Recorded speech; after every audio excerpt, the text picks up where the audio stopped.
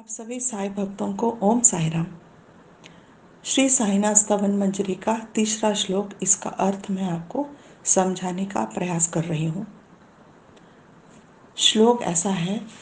माँ शारदे वाग विलासिनी, शब्द सृष्टि की अखिल स्वामिनी, जगत जननी तव शक्ति अपार, तुझसे अखिल अखिल जगत व्यवहार। दासगणु महाराज गणेश जी की स्तुति करने के बाद और उनसे निर्विघ्न इस काम की पूर्ति करने की मांग करते हैं। उसके बाद माँ शारदा जी, जो कि साक्षात सरस्वती माँ का स्वरूप है, उन्हें वंदन करते हैं। शारदा माँ जो वाक की देवता हैं, ज्ञान विद्या कला आदि की इन सब की जो छात्री हैं, दो दात्री हैं, जो देती हैं, इस महान देवी को मैं नमन करता हूँ। शब्दों की वाक्यों की सृष्टि करने वाली ये वाग्देवनी है, इस अखिल सृष्टि की स्वामिनी है।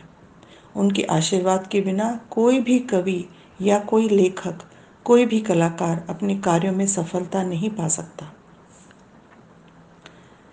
हे जगत जननी, तुम जगत की रक्षा करती हो, तुम जगत की जननी हो, तुम्हारी शक्ति अपरंपार है। तुमसे सारा जगत परिचित है, तुम्हारी शक्तियों से सारा जगत परिचित है।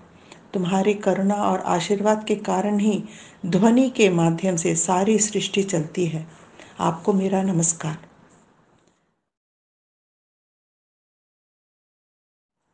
श्री साईनाथ स्तवन मंजरी का चौथा श्लोक। कवियों की तू शक्ति प्रदात्री, सारे जग की भूषण दात्री, तेरे चरणों के हम बंदे, नमो नमो माता जगदम्बे। हे शारदा माँ, जय हो तुम्हारी। तुम लेखकों और कवियों की देवी हो। तुम्हारी करुणा के बिना वे कुछ नहीं कर सकते। तुम ही उनमें वो ऊर्जा देती हो जिसके फलस्वरूप वे अच्छी अच्छी रचनाएं कर पाते हैं। तुम इस सारे जगत को अपनी कृपा का पात्र बनाती हो, मतलब तुम भूषण दात्री हो। हे जगदम्बा, तुम सृष्टि की रचयिता हो। हम तुम्हारे चरणों के बंदे हैं।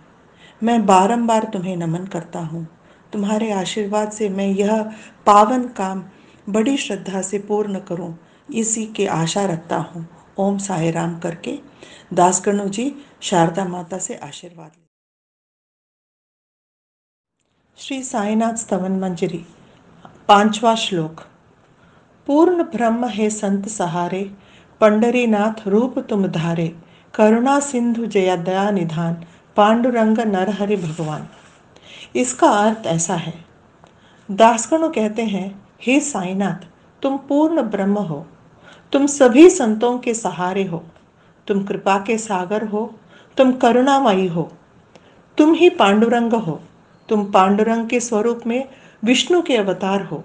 नरहरि भी तुम ही हो और पंढरीपुर के पांडुरंग भी तुम ही हो। तुम संतों के संत हो। तुम्हें मेरा साष्टांग नमन और प्रणाम। छठा श्लोक। सारे जग का सूत्रधार तू, इस संस्कृति का सुधासार तू, करते शास्त्र तिहारा चिंतन, तत्स्वरूप में रमते निश्चित। हे साई देवा, हे सार्वभौमा, तुम में सारे जगत के सूत्रधार हो। तुम सर्वव्यापी हो। प्रपंच के कोने कोने में रहने वाले तुम्हारे भक्तों को भक्ति की डोर में एक साथ तुम समाये रखते हो, बंधे रखते हो। हमारे संस्कृति के सुधा सागर हो तुम। भक्तों के मन में अमृत रूपी वर्षा कराते हो तुम। तुम्हारा गुणगान करना या तुम्हारा वर्णन करना बहुत मुश्किल है, क्योंकि न तुम्हारा आदि है न तुम्हारा अंत है। शास्त्र ये भी तुम्हारा जो है, वेद जो भी हैं, ये भी तुम्हारा पूर्ण वर्णन करने में असफल हैं। वेदों और शास्त्रों के पंडित सदा चिंतन में रहते हैं कि तुम्हारी भव्यता को कैसे वर्णन किया जाए। तुम कल्पना के परे हो। शास्त्रों के निपुण चिंतन में हमेशा रहते हैं कि तुम देखने में कैसे हो, तुम्हें कहाँ पा सकते हैं, तुम्हारा रूप रंग क्या है।